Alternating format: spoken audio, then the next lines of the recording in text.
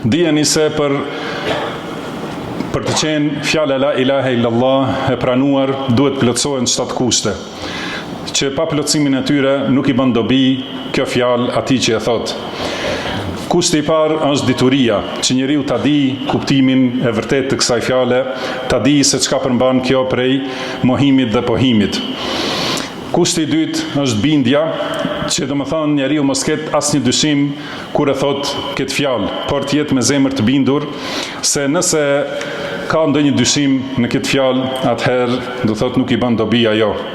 Kushti i tretë është pranimi i asaj që e përmban kjo fjalë, që do të thot adhurimin e Allahut një, duke mos i shoqëruar atij në adhurim asgjë.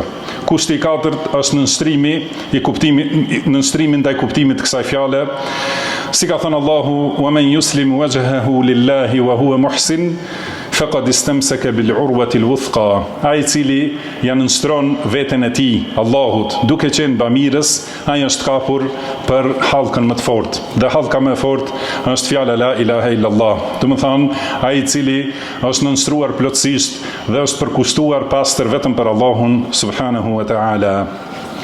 Kushti i 6, kushti i 5 është përkushtimi, do thot pastrimi i veprës nga të gjitha njollat e shirkut, që njeriu me fjalë dhe me veprat e tij mos ketë synim askënd përveç Allahut, dhe mos ketë synime prej të mirave të dunjas, ose që të duket, ose që të fitoj famë dhe të ngjashme.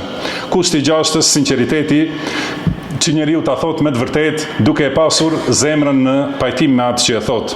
Dhe kushti i 7 është që ta doj këtë fjalë dhe ta doj kuptimin që e përmban kjo fjalë dhe atë që kërkon nga njeriu kjo fjalë.